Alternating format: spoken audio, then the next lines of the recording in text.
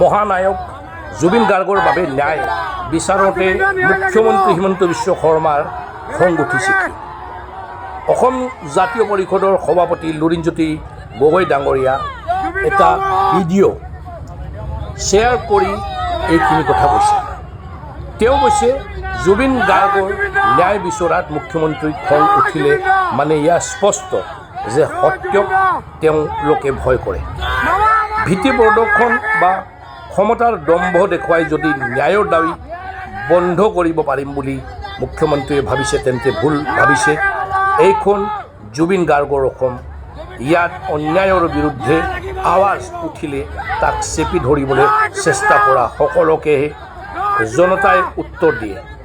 ন্যায়ৰ দাবী বন্ধ নহয়, জুবিন গাৰ্গক ন্যায় দিবই লাগিব। মুখ্যমন্ত্ৰীয়ে বিষয়টো পলায়ন কৰিলে নহ'ব। এয়া অসমীয়াৰ স্বাভিমান আৰু আৱেগৰ প্ৰশ্ন, আপোচ কৰা নহ'ব। Justice for Zubeen Garg.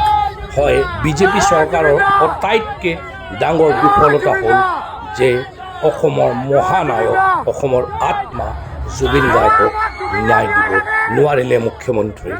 তেওঁ ন্যায়ৰ কথা কৈছে কিন্তু ন্যায় দিব নোৱাৰিলে আৰু এতিয়া তেওঁ জুবিনৰ নাম শুনিবও নিবিচাৰে। জুবিনৰ নাম শুনিলেহে তেওঁলোকে যেন এটা অস্বস্তিত পৰে, কিন্তু অসম আৰু অসমীয়া ৰাইজে সহজে এৰি দিব নোৱাৰে।